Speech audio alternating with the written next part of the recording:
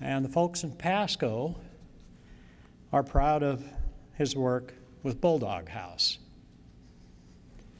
And so at this point, I'll ask Dr. John Umbarger to join me.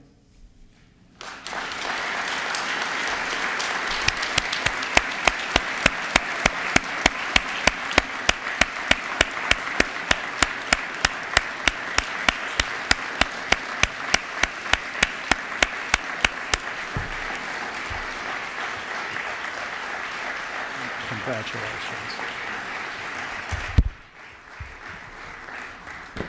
Now, before I pass this stuff off to him, and while he's up here, please join me in honoring his wife of 43 years, Kathy, who, surprise.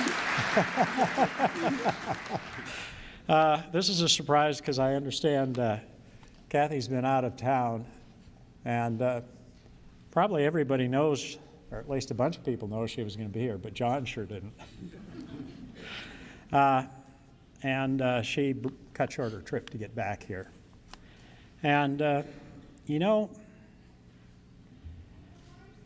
we're in a time when saying no is a hard thing to do, and luckily, I think John is one of those guys who has a hard time saying no.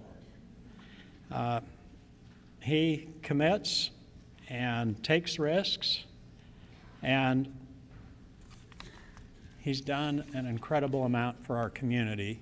Creating this program in the Tri-Cities is just one of the many things that he spearheaded. And it's interesting that the model for the Crystal Apple program that we have today was much, much smaller. It gave out 2 awards. That wasn't enough for John. He had to do things a little grander. And so through his experience with Tri-City school programs, he understood that each school system would need an award. And 10, actually I guess we get 11 today, huh? Sounded like a good number, providing for 3 sort of at-large awards. And then there was the necessary support for this program from educational leaders and acceptance by the educational community. That was instant. And the estimated budget each year is about $15,000. John found a way to come up with that money. And I think John recognized something especially important, that teachers spend a lot of their own money every year to make the classroom work. And so John figured out a way to come up with cash awards.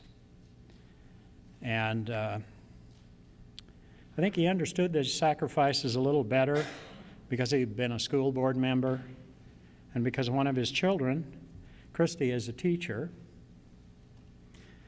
So his approach was to involve a great number of organizations and businesses to raise the funds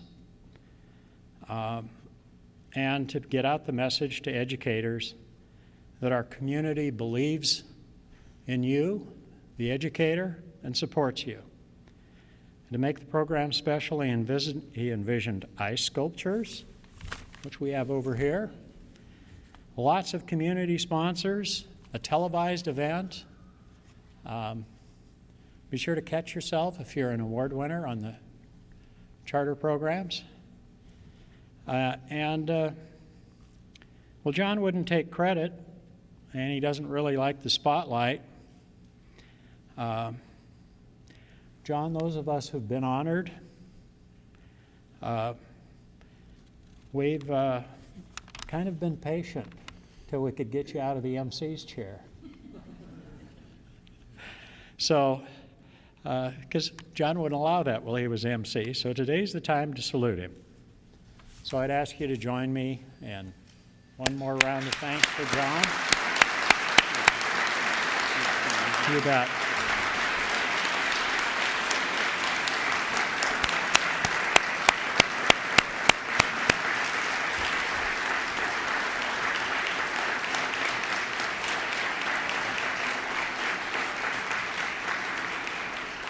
And I can tell you that I've served for probably more years than either of us likes to admit with John on Junior Achievement Board. And this morning we were sitting together at the meeting, and I believe the number was $2 million that's been raised to put junior achievement in classrooms, much of it through the efforts of this man, in addition to the Crystal Apple. So as I say, we have a better education system in the Tri-Cities because John has been our friend, and he spent so much of his time and his own effort and money and time again focusing on making a difference in our community. So John, congratulations. Here's your packet of goodies. All right. And here's a tip. Share those apples because there's no way you can eat all those apples by yourself.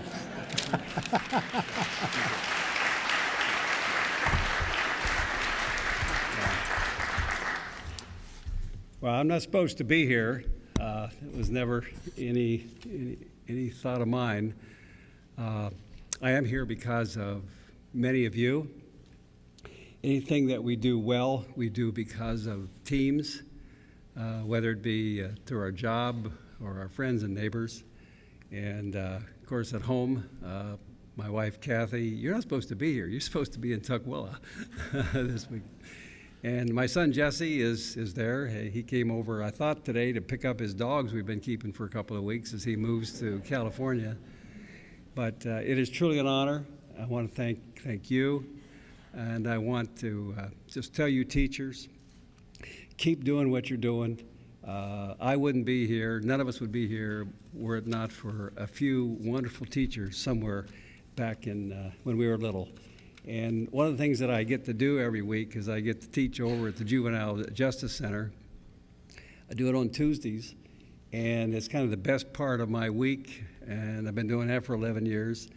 And you make a difference, and because of you, maybe I'm able to make a little difference.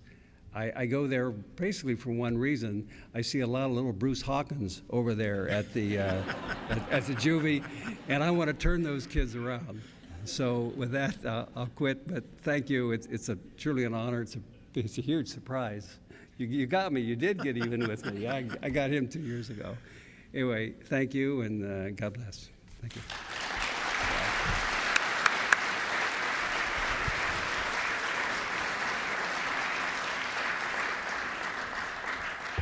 Now we have one more surprise, and I'd like to call Pasco Superintendent Sandra Hill up here to talk about that.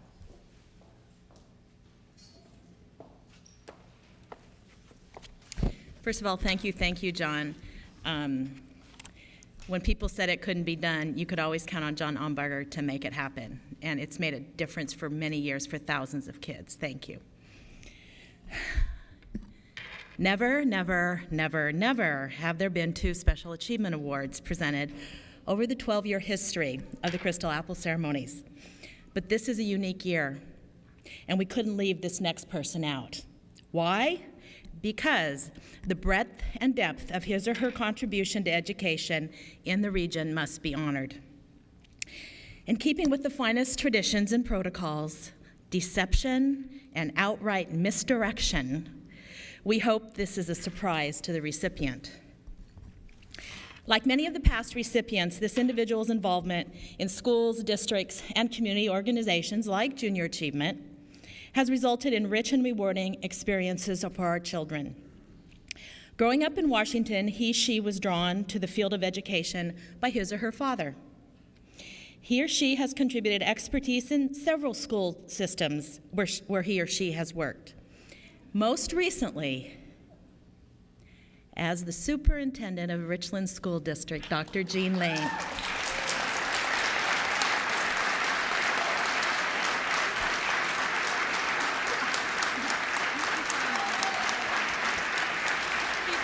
Come on over, I'm not done.